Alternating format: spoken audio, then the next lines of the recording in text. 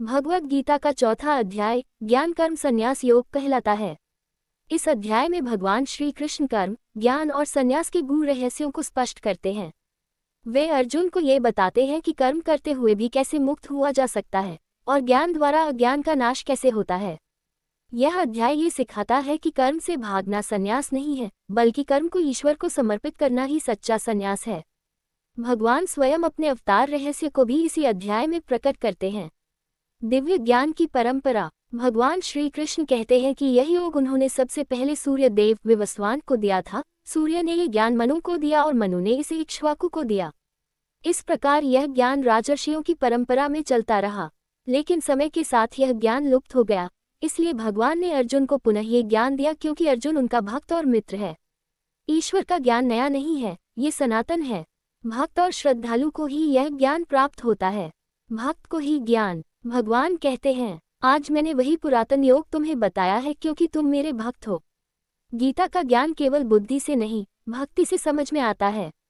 अवतार का रहस्य। अर्जुन को आश्चर्य होता है कि श्री कृष्ण का जन्म हाल में हुआ है, फिर वे सूर्यदेव को ये ज्ञान कैसे दे सकते हैं।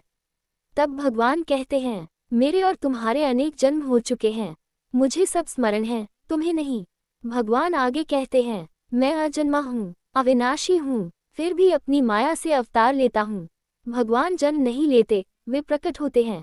अवतार का उद्देश्य। भगवान श्री कृष्ण का प्रसिद्ध वचन, यदा यदा हि धर्मस्य ग्लानिर्भवति भारत।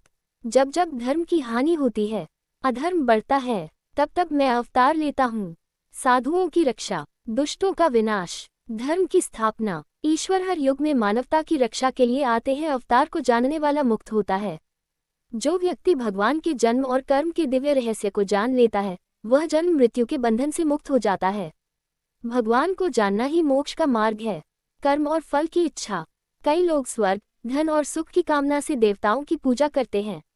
उन्हें फल मिलता है, लेकिन वह नाशवान होता है। फल की इच्छा से किया गया कर्म बंधन देता है।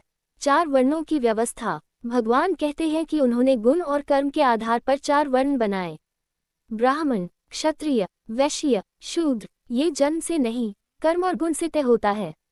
अकर्म में कर्म। भगवान कहते हैं, मैं कर्म करता हूँ, फिर भी कर्म मुझे बांधता नहीं। जो इस रहस्य को समझ लेता है, वह भी मुक्त हो जाता है।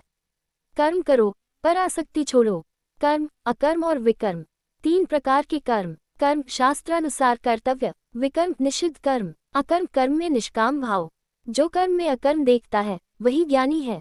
ज्ञान की अग्नि। जिसके कर्म ज्ञान की अग्नि में जल जाते हैं, वह कर्म बंधन से मुक्त हो जाता है। ज्ञान इक्वल्स अग्नि, कर्म इक्वल्स ईंधन। यज्ञ का रहस्य। भगवान बताते हैं कि यज्ञ केवल अग्नि में आहुति नहीं, श्वास, इंद्रिय संयम, तप, दान सब यज्ञ हैं। हर शुभ कर्म यज्ञ है।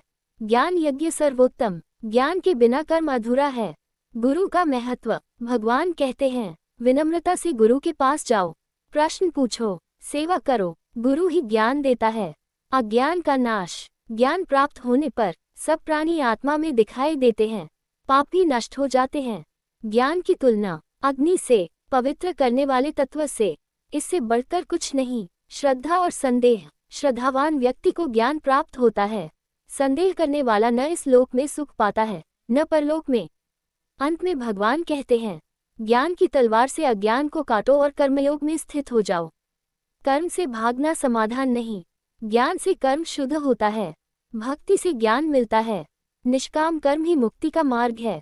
अगर यह वीडियो पसंद आया हो तो लाइक, शेयर एंड सब्सक्राइब करें। अगले वीडियो में 5वां अध्याय आएगा। तब तक के लिए जय श्री कृष्णा, राधे राधे, जय श्री श्याम।